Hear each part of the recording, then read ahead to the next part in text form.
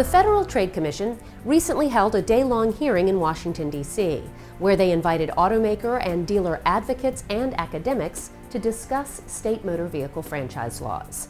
Sadly, the hearing can only be characterized as a public lynching of the dealer franchise system. There's no question that automakers have grown frustrated by their inability to persuade state legislatures to reject or at least limit the dealer and consumer protection policies that are the bedrock of the motor vehicle franchise system. And so they've turned to the FTC to help make their case. And it should come as no surprise that the majority of presenters, handpicked by the FTC, arrived with one purpose in mind: to tear down the dealer franchise system. The witnesses on the other side presented a well-orchestrated and very disciplined attack on state motor vehicle franchise laws and the dealer franchise system. Economists, academics, manufacturer lawyers, they all relied on the same talking points and repeated the same myths that dealers have been hearing for years. Myth number 1. The auto retail industry has remained unchanged for 80 years, and dealers sell cars the same way today as they did 80 years ago. It also highlights the origins of our current system of auto distribution, which has remained remarkably unchanged in the subsequent 80 years despite dramatic changes that have swept across other retail sectors. I would say this morning what we discussed is that the laws surrounding auto distribution in the United States are largely frozen and prohibit innovation. Sure, some aspects of the car business remain unchanged, but that's because of consumer demand. Dealers still appraise and handle trade-ins, because that's what consumers want. Dealers still arrange competitive financing, because that's what consumers want. Dealers offer after-sale products that provide greater value and protection because that's what consumers want. Consumers want to know their vehicle is backed by a comprehensive warranty. And consumers want ready and easy access to an extensive network of repair facilities. And while some things stay the same, new technology has dramatically changed the car buying experience. The internet, third-party lead generators, and other digital services have put more power and control in the hands of consumers than ever before. New car dealers, more than any other business sector, have fully and enthusiastically embraced the digital retailing revolution. Motor vehicle purchases today are among the most highly regulated and transparent transactions in the marketplace. Dealers must meet an ever-changing list of legal and regulatory requirements.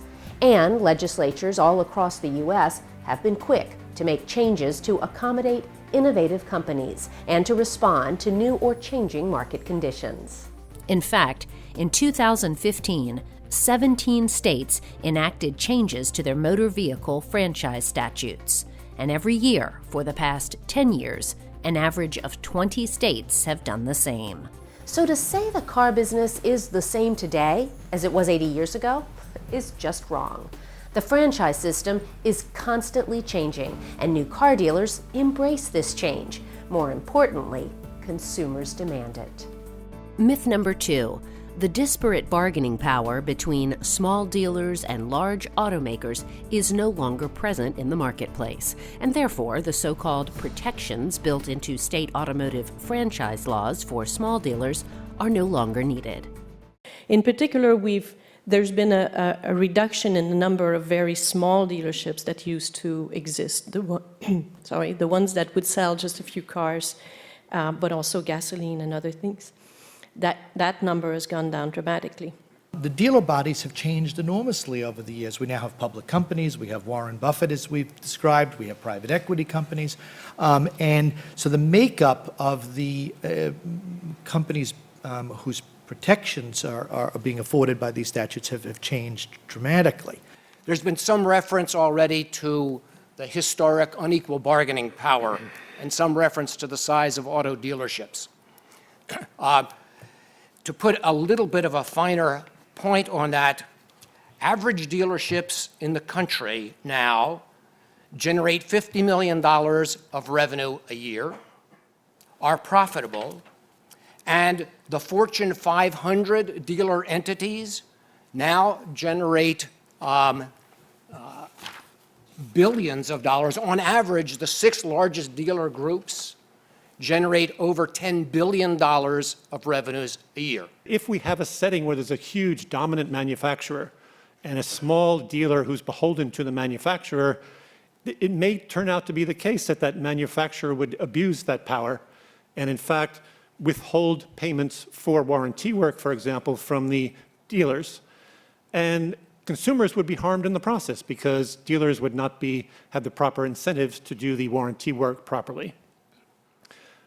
Now, that's a story that one might tell, but that's not the way I perceive the industry.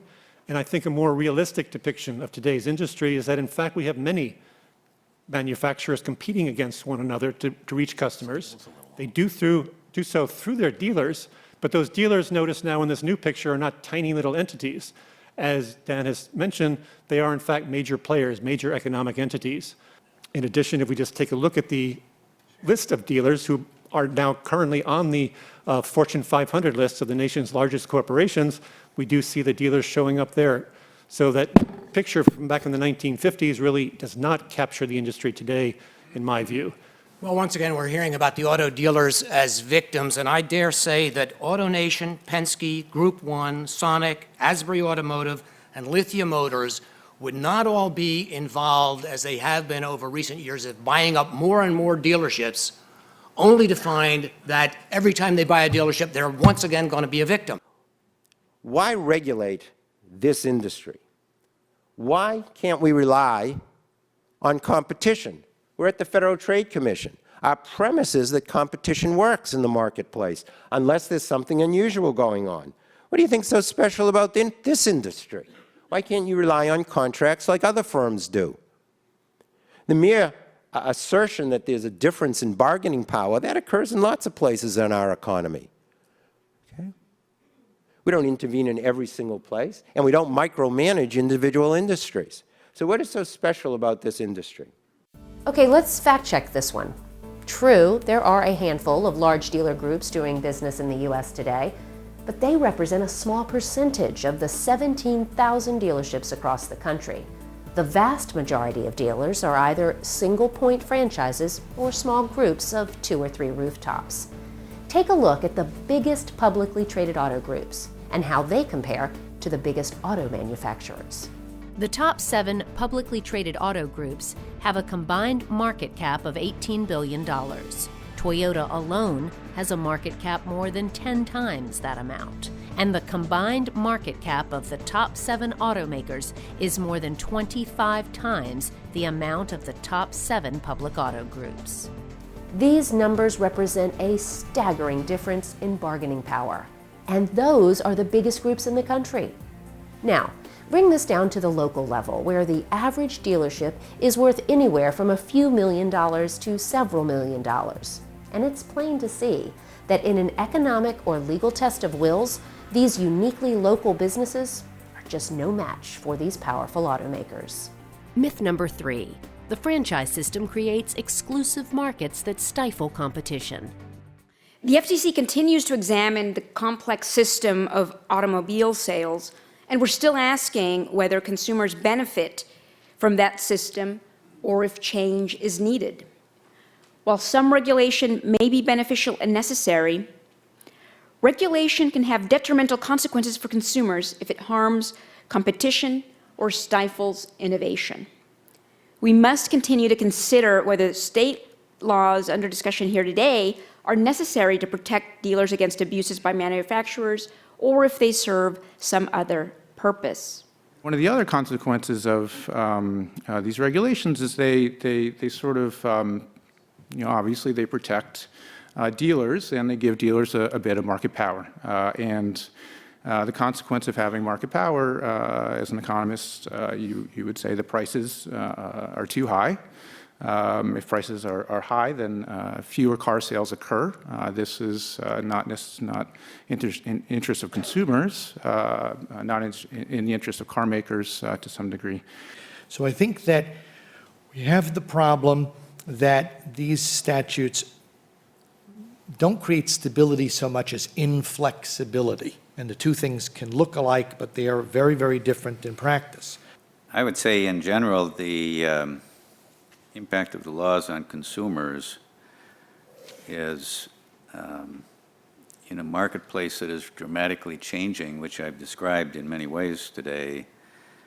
If a manufacturer is not allowed to respond in a timely manner, that means that there will be less competition or less selection in the marketplace, meaning less convenience. These regulations, especially state regulations, to some degree, not I don't want to argue this too strongly, but to some degree, protect the investments and the profits of the dealer networks. And so it tilts the balance a little bit toward dealers. And it's a question of, is that the priority? Do you want to protect those investments? Do you want to give dealers equal bargaining power with manufacturers? Is that something that the regulators should be in the business of? From the view of a regulatory economist, market competition is the ideal form of consumer protection. Regulation and legislation are imperfect substitutes for competition and therefore should be avoided whenever there's a reasonable possibility that competition can do the job. I guess I would say in that regard, we ought to let the marketplace determine who can adequately perform warranty. So the current efforts to redefine these laws in consumer protection terms, right, are completely misguided. Okay. Dennis asked a question that I want to answer now, which is, which of the consumer organizations in the United States today that think about the welfare of consumers are standing with the dealers saying, yes, we don't want direct distribution for all the reasons that the opponents of direct distribution have articulated today? As far as I'm concerned, the answer is zero, because the Consumer Federation of America and Consumer Action and Consumers for Auto Reliability and Safety and the American Antitrust Institute and the Federal Trade Commission and every other consumer-oriented group that I know about has taken the position that these laws are protection for the dealers and are anti-consumer. Where are the academic economists? Where are the experts on competition who are standing up with the dealers saying, right, we need to protect consumers against direct distribution? I don't know of a single economist, a single academic expert who's taken that position, okay? So the record, as far as I know, is that there is no justification on any public policy grounds in consumer protection for these laws, and that they are protection for the benefit of the dealers altogether. Franchise laws do not create exclusive markets. They simply create a process that balances the interests of consumers, local communities, and franchise dealers against the economic might of powerful auto manufacturers. Look at it this way. The power to create or relocate one dealership is the power to destroy another. Dealers have invested substantial sums in facilities, equipment, training, and personnel. These investments cannot be easily repurposed. The power to protest a manufacturer's unilateral decision to terminate or relocate a dealership is not the power to stop it. These laws do not stifle competition. All they do is create a process to manage competition and allow automakers to manage their brand. At the same time, these laws protect the public interest in a stable and highly competitive retail network. Myth number 4. The franchise system stifles innovation. Just as the United States was experiencing significant changes a century ago, the automobile marketplace may be on the precipice of dramatic change today. Manufacturing upstarts like Tesla with its electric vehicles and Elio with its three-wheeled vehicles both seek to sell their vehicles directly to consumers rather than through dealer networks. And these are forcing us to re-examine the way that cars are sold.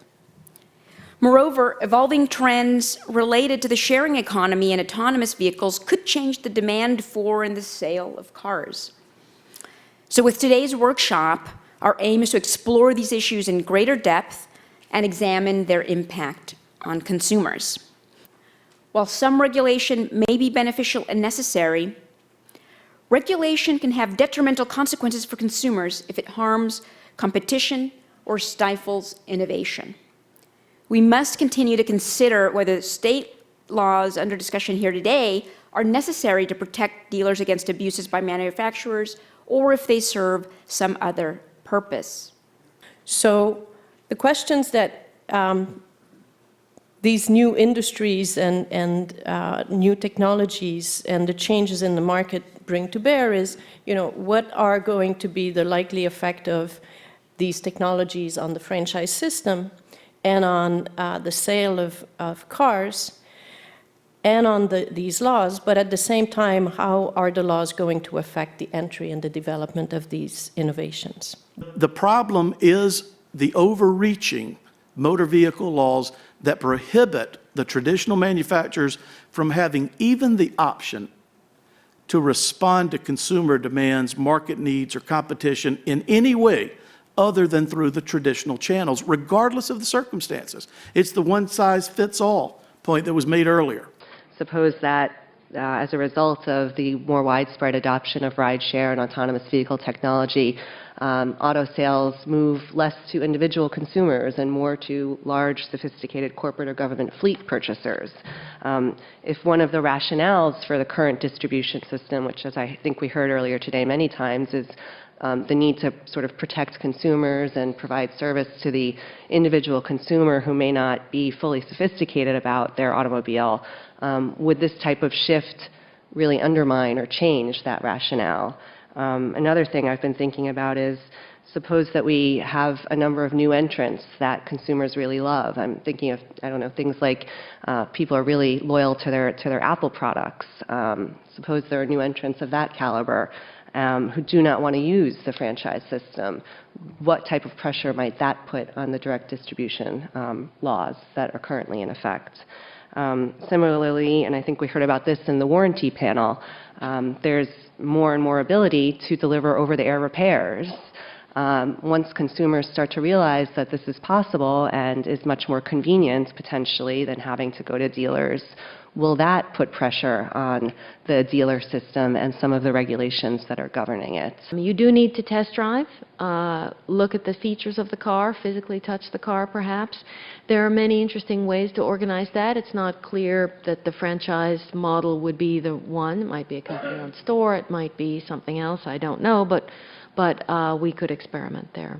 The franchise system does not stifle innovation. It simply regulates the manner in which automobiles are sold and serviced. The franchise system has no impact whatsoever on the way automobiles are designed and built, or which innovative technologies that are or are not built into these vehicles. Let's face it, dealers want to sell what consumers want to buy, and innovation sells. Indeed, the franchise system promotes innovation by freeing up capital that manufacturers can invest in much-needed research and development to bring the next great automotive products to market. And when it comes to innovation in the way cars are sold, as opposed to the way cars are designed and built, Tesla, for example, has chosen a direct sales model because they say dealers don't want to sell electric cars. But take a look at Tesla's SEC filings, and you'll find the company's direct sales model has nothing to do with innovation. Buried deep in these documents, the company reveals the real reason they don't want to appoint franchisees is, quote, to avoid the conflict of interest inherent in most incumbent automobile manufacturers, where the sale of warranty parts and repairs by dealers are a source of revenue and profit for the dealer, an expense to the manufacturer, end quote. Myth number 5. State motor vehicle franchise laws are the result of improper or undue influence exerted on the legislative process by powerful dealer lobbies. The other argument that's sometimes given, and I think we've heard it on this panel, is that car makers and dealers play a very important role in the economy, especially local communities. They represent $700 billion in annual sales. New car dealers, a large fraction of state sales tax revenue and retail employment, and so therefore they deserve some kind of special protection. But again, from a sort of outsider's economist perspective, my feeling would be that this is effectively, if you want to subsidize or sort of protect local communities or economies, there are much more efficient ways to do that than to effectively have a subsidy paid by car makers or especially car shoppers and filtered through car dealerships.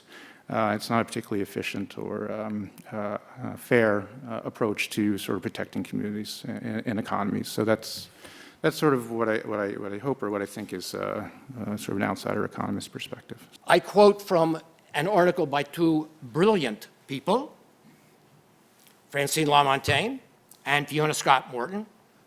The net result of these laws is to raise profits for car dealers. Dealers represent an identifiable source of employment and tax revenue, while even large manufacturers can cite manufacturing plants in only a limited number of states. The result is that new car dealers have an advantage over auto manufacturers when it comes to political leverage in state legislatures, and thus states enact laws that extract rent from manufacturers and redistribute it to franchise dealers.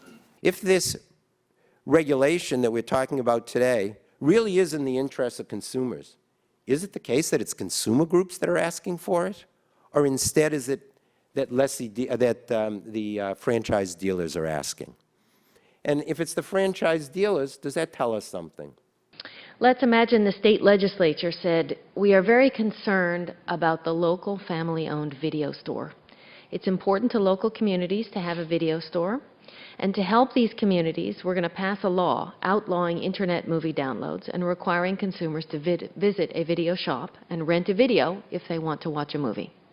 Okay, so we could have had our state legislatures do that 10 years ago, and we could all be driving to the video store to pick out a tape and bring it home and watch a movie. Okay, instead, we have streaming videos from Netflix and a whole range of other sources over the internet. So I think this is the kind of parallel that we're facing now, and that the consumer is going to be less willing to go along with franchised auto dealers capturing their state legislature and prohibiting innovation, because they can see the value of that innovation more clearly. Critics of the franchise system appear to be at a loss to explain their inability to persuade state legislatures to support their position. So they resort to insult and innuendo. But the truth is, automakers outspend dealers on lobbying in virtually every state capital. Manufacturers have the same or greater access to elected officials. State legislatures have consistently supported the franchise model because it promotes competition. State legislatures also support the franchise model because it ensures access to qualified warranty and safety recall service. Dealer interests align more closely with consumer interests. Dealer advocates make their case in state houses across the country because antitrust laws prevent dealers from engaging in collective bargaining with automakers. So there you have it, the case for and against the dealer franchise system. During a full day of hearings before the FTC, advocates on both sides presented their arguments and sparred over what's best for consumers. So what's next? Well, the good news is that the FTC doesn't have the authority to repeal state franchise laws. The U.S. Constitution leaves those decisions up to the states, which are granted exclusive authority to regulate commerce and protect the health, safety, and welfare of the public. Still, the FTC is likely to issue a report that will be highly critical of the franchise system, relying heavily on these 5 myths as justification for state action to repeal or water down existing franchise laws. And of course, you can bet that the automakers will look to capitalize on any FTC action by appearing in front of state legislatures all across the country, pointing to the FTC's findings as definitive proof why the franchise system should be scrapped. There's no doubt that the franchise system is under attack by automakers, from ivory tower academics, and from government bureaucrats. Automakers want the freedom to bypass the franchise system when it suits them, or use dealers when it's to their advantage. They have managed to recruit academics for hire and Washington bureaucrats to take their side. The dealer defense of the franchise system must be strong, must be outspoken, and it must be clear. The franchise system is a beneficial and highly adaptive business model. It is a system that has evolved over the past 50+ years and will continue to evolve in the future. Simply put, the franchise system works. It works for manufacturers, it works for dealers, and yes, it works especially well for consumers.